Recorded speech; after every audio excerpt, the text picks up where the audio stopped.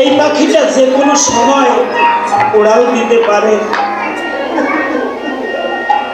এই যে যে মুহূর্তটি বয়ে যাচ্ছে না, ভোর হয় হয়,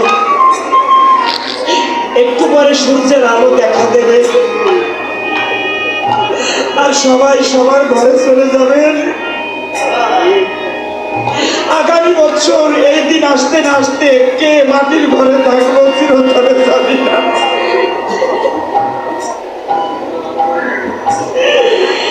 কে কোথায় থাকবো? আর এই যে মুহূর্তটি বয়ে যাচ্ছে, এই মুহূর্তটি হলো ব্রহ্ম মুহূর্ত। এই মুহূর্ত ভগবানকে মনের কথা বলবার উপযুক্ত সময়। এই মুহূর্তে দেবতা দেবীরা চলাফেরা করে, জানি না কোন দেবতা দেবী আপনার পাশে এসে বসে গেছে। সারা রাত ঘুরে জেগেছিলেন, ওরে হরি বলা পাখিরা, ওরে কৃষ্ণ বলা পাখিরা। জানেন আপনাদের ছেলে আসল ছেলে যেতে মন চায় না।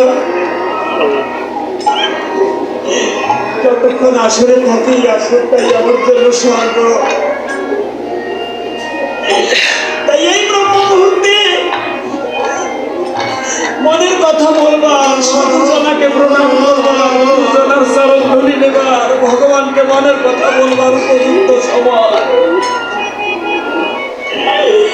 এখানে শুধু রোগী ভোগী আসে না, এই রোগ সারানোর ওষুধ রূপের মানুষও বসে আছে। জানি না কতক্ষণ এই দেহে প্রাণ থাকবে, কখন উড়ে যাবে। হয়তো এমনও ভক্ত এখানে বসে আছে জীবনের তরে শেষবার সাধু সঙ্গ। এমনও হতে পারে আপনাদের সঙ্গে এই হতভাগার দেখা হতেও পারে, নাও হতে পারে। তাই মা, এই ব্রহ্ম মুহূর্তের অনুরোধ মা, কৃষ্ণ বলে ডাকো মা। এই শুভ রজনী আর বেশিক্ষণ নেই আমাদের জন্য। রাত্রে অনেকবার বৃষ্টি হয়েছে, তবু আপনারা জান নাই। ও মা, এই কৃষ্ণ নামে পাথর পড়ে যায়, মেঘ কেন পড়বে না?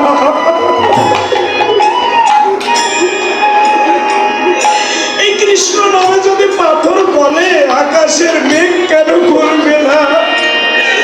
এমনও তো হতে পারে সেই প্রকৃতি আমাদের সঙ্গে কণ্ঠ মিলিয়ে বলছে, কৃষ্ণ তোমার চরণে চোখের জল দিলাম বন্ধু।